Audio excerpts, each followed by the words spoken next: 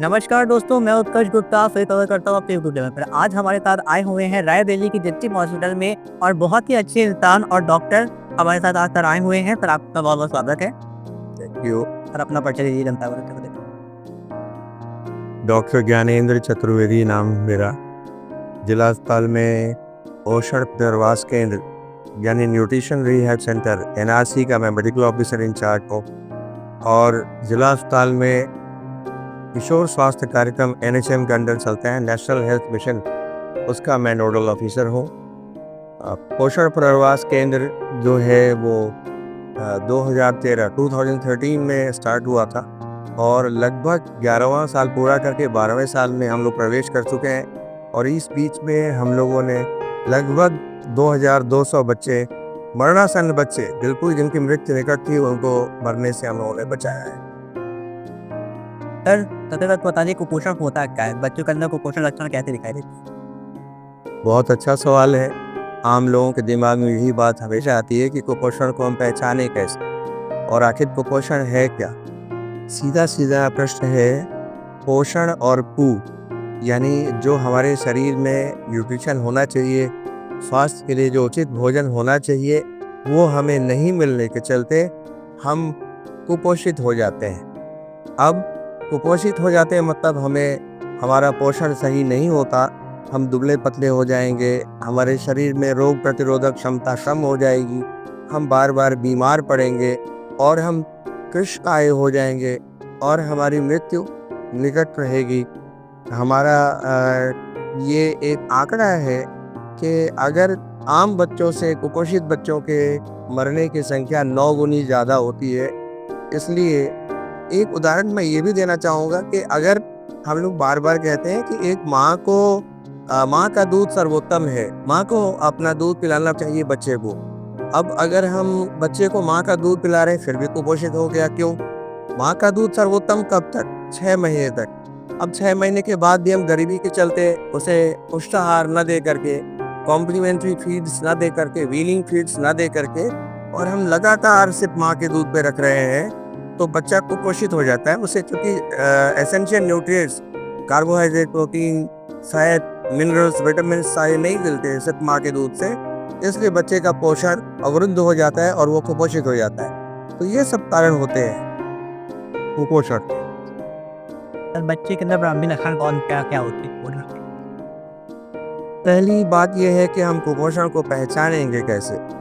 तो इसके लिए हमें पहले सही पोषण को जानना होगा कि उससे हम उसके माँ और पिता से उसका इतिहास लेंगे। बच्चा इतना दुबला पतला कैसे हो गया, तो आपको बार बार ये हिस्ट्री मिलेगी माँ बाप से कि सर ये बार बार बीमार पड़ता था, कभी खाना ठीक से नहीं खाता। सर हम लोग गरीब हैं इसलिए हम लोगों के अंदर सारी चीज़ें, चावल दाल रोटी सब्जी और फल सब्जियां हम लोग नहीं जुटा पाते। तो ये सारी चीज़ें हैं जो कुपोषण का कारण बनती है। लेकिन अब प्रश्न ये है कि हम कुपोषण को पहचानेंगे कैसे। इसका मतलब ये है कि स्वस्थ बच्चों का एक मापदंड होना चाहिए।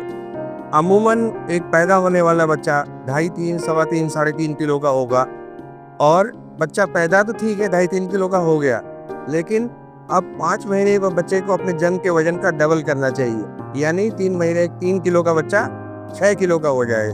साल भर पे वो 3 गुना हो जाना चाहिए, 9 किलो का हो जाएगा।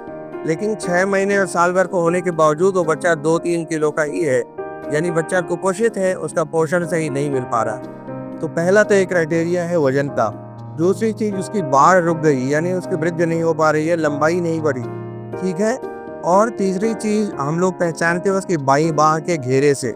बाईं बांह का घेरा उसका 11.5 सेंटीमीटर से कम होता है। और कई बार कुपोषण के चलते उसके दोनों पैरों में पिटिंग इडिमा मेडिकल की भाषा में कहते हैं सूजन आ जाती है। हम दबाएंगे तो वो गड्ढा कभी भी जल्दी 10 सेकेंड, 15 सेकेंड, 20 सेकेंड में भरेगा ना। ये लक्षण है।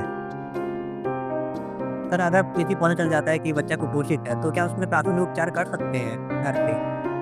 हमारा ये मानना है कि पहले तो कुपोषण की शुरुआत होते ही माँ बाप को कुपोषण के लक्षणों से हमें अवगत कराना चाहिए। इसका व्यापक प्रचार प्रसार होना चाहिए हमारी हेल्थ एजेंसीज के माध्यम से, गांव में आंगनवाड़ी के माध्यम से, आईसीडीएस की तरफ से, एनएचएम की तरफ से, जिससे गांव के माता पिता जो पहली बात, हो सकता है बहुत सारी जनता हमारे गांव में रहती है, देश में हमारे, और वो गांव में रहती है और अशिक्षित है। उन्हें हम शिक्षित करें कि कुपोषण हम कैसे पहचानेंगे, जैसे मैंने आपको भी 3 चीज़ बताई। उसके बाद अगर बच्चा कुपोषित है, कुपोषित होना शुरू हो गया, उसे बार-बार डायरिया हो रही है, बार-बार बीमार पड़ रहा है और उसका वज़न नहीं बढ़ रहा है, तो पहले तो हम उसे उसका पोषण सही करेंगे। और पोषण सही करने में हमें उसे उचित मात्रा में कार्बोहाइड्रेट, प्रोटीन, फैट, वसा की मात्रा जो चीज़ है उसे मिलनी चाहिए। विटामिन और मिनरल उसे मिलना चाहिए, साग-सब्जियाँ मिलनी चाहिए, उसे फल मिलने चाहिए। ये सारी चीज़ें हम यथाशक्ति मुहैया कराने की कोशिश करेंगे। 6 महीने से ऊपर का बच्चा है तो उसे वीनिंग फीड्स, जो पूरक आहार या पोषक आहार जो हम कहते हैं, वो हम उसे दलिया दूध है आजकल सरकार की तरफ से दिया जा रहा है, खिचड़ी है, हलवा है, ये हम उसे देना शुरू करेंगे और धीरे-धीरे बच्चा कुपोषण से बाहर निकलने लगेगा। फिर भी है ना दिक्कत होती है तो नज़दीकी स्वास्थ्य केंद्र या प्राथमिक स्वास्थ्य केंद्र या सीएचसी में जाके आएँगे, और अगर फिर भी उसके बाद उसका उपचार नहीं हो पाता है तो न्यूट्रिशन रिहैब सेंटर जिला अस्पताल रायबरेली में लेकर के आएँगे। सर जी, ये कुपोषण होता है क्या बाई बर्थ भी हो सकता है? ये एक बड़ा क्वेश्चन है जो बहुत सारे लोग पूछते हैं। कुपोषित जन्म से बच्चा नहीं होता। जन्म से बच्चा अगर बहुत दुबला पतला है, 2.5-3 किलो का बच्चा स्वस्थ बच्चा होना चाहिए, और अगर वो 1-1.5 किलो को पैदा हुआ तो उसे हम कुपोषित नहीं कहेंगे, उसे हम ये कहेंगे कि ये लो बर्थ वेट बेबी है। जन्म से अल्प वजन का बच्चा पैदा हुआ। अब वो क्यों पैदा हुआ? क्योंकि माँ का पोषण गर्भावस्था में सही नहीं था।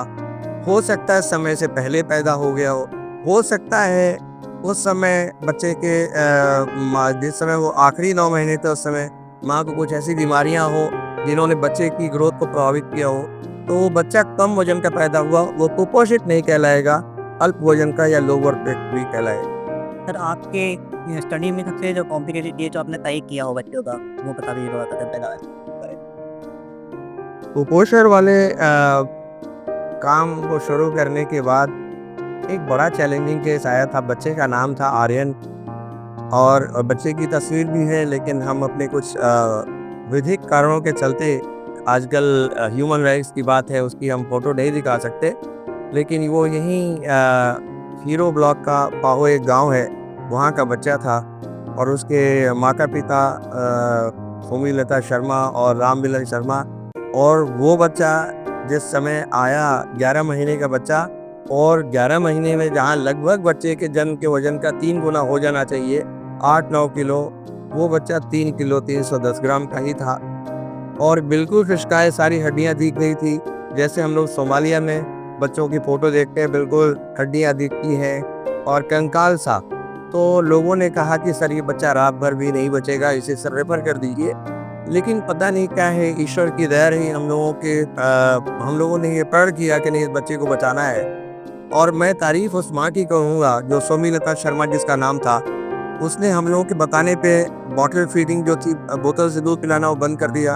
हमारे कहने से जो हम लोगों ने पहले से पतला दूध, फिर गाढ़ा दूध, फिर हमारे बाद जो पुष्टाहार जैसे मैंने बताया खिचड़ी और हलवा जो हमारे यहाँ बनता है, उसको वो लगातार देती रही, और बच्चा उस समय डायरिया से बचता रह चुके थे। जितनी हाइजीन मेंटेन करनी थी वो सारी चीज़ें करी। 3 किलो का बच्चा 3 किलो 700 ग्राम का होकर के हमारे यहाँ से डिस्चार्ज हुआ, और 1 महीने बाद जब वो घर से वापस आया तो 4 किलो 250 ग्राम, लगभग 1.25 किलो का वजन का उसकी ग्रोथ, ये असंभव था जो उस माँ ने करके दिखाया। मैं सारी क्रेडिट उस माँ को देना चाहता हूँ कि जो चीज़ें हमने बताई, जो बच्चा हम लोग को बिल्कुल नहीं लग रहा था कि हम लोग बचा पाएंगे, सभी ने यही सलाह दी कि सर इसे मत रखिए, रेफ़र कर दीजिए, लेकिन हम लोगों ने प्रण लिया, और हमारी न्यूट्रिशन रिहैब सेंटर हिरासी की पूरी टीम ने जान लगा दी उस बच्चे के लिए, और उस माँ ने रात दिन एक करके उसका पोषण देना हम लोगों की निगरानी के अनुसार शुरू किया, और वो बच्चा खतरे से बाहर आ गया। आज वो भगवान की दया से बच्चा हृष्ट पुष्ट है, आर्यन नाम है उसका।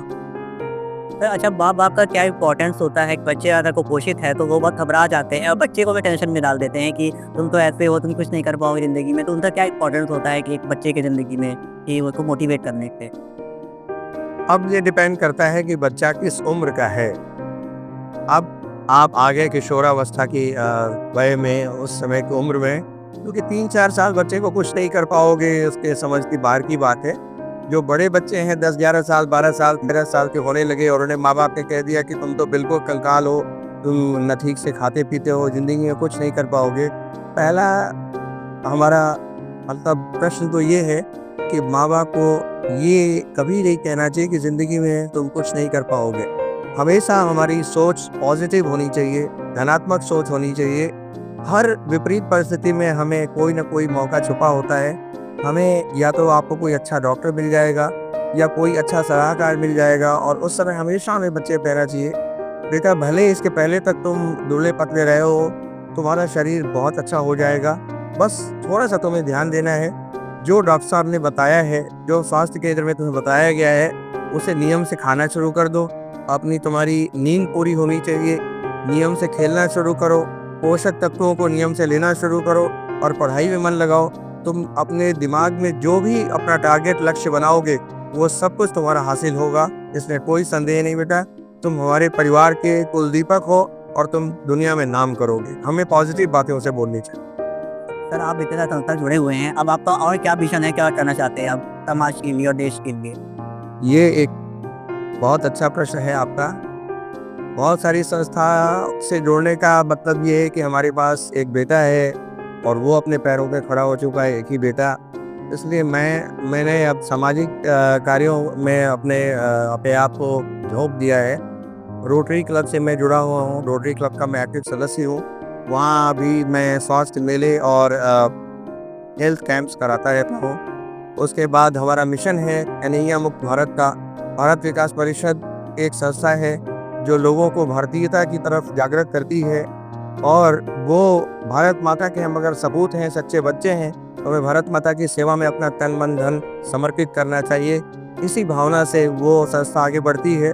तो उस बैनर तले भी मैंने कई बार एनीमिया मुक्त भारत का, नशा उन्मूलन का, जो कि आजकल हमारे नए यंग बच्चे जो हैं किशोरावस्था के बच्चे बहुत जल्दी नशे की लत में अपनी पूरी ज़िंदगी गँवा देते हैं। तो उसमें मैंने बहुत बड़े-बड़े कैंप किए हैं, वैदिक इंटर कॉलेज आप जानते होंगे यहाँ पे।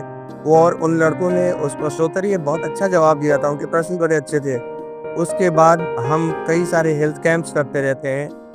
अब अगर व्यक्तिगत रूप से पूछेंगे तो एक मेरा शौक गाने का है और डॉक्टर्स की एक पूरे देश में, यहाँ तक कि विदेशों में भी जो एक वॉइस ऑफ डॉक्टर्स कंपटीशन हुआ, पूरी दुनिया के डॉक्टर्स जो इंडियन ओरिजिन के हैं उन्होंने पार्टिसिपेट किया। अभी इसी साल मैंने उसमें 27, 28, 29 को उसका फाइनल था।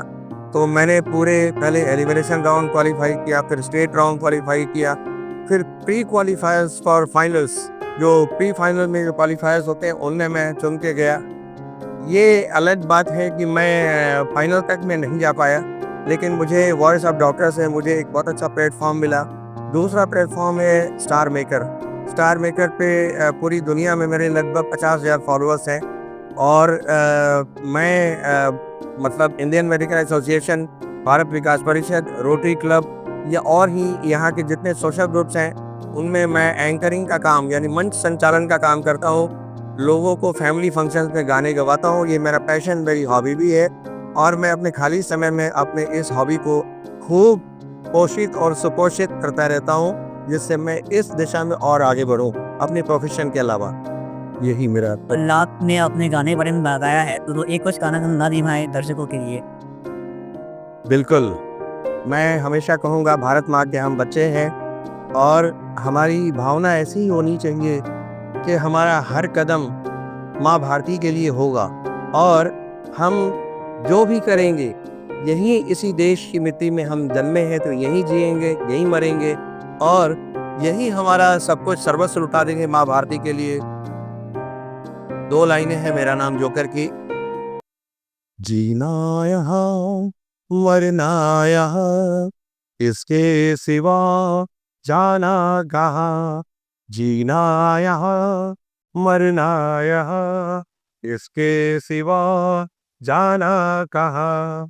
जी चाहे जब हमको आवाज दो, हम है वहीं को, हम थे जहाँ। दर्शकों जैसे कि आपने देखा सर का इतना अच्छा हमने पॉडकास्ट आपको दिखाया है। आप भी अपना फीडबैक ज़रूर दीजिएगा, कमेंट ज़रूर कीजिएगा। धन्यवाद, नमस्कार। नमस्कार।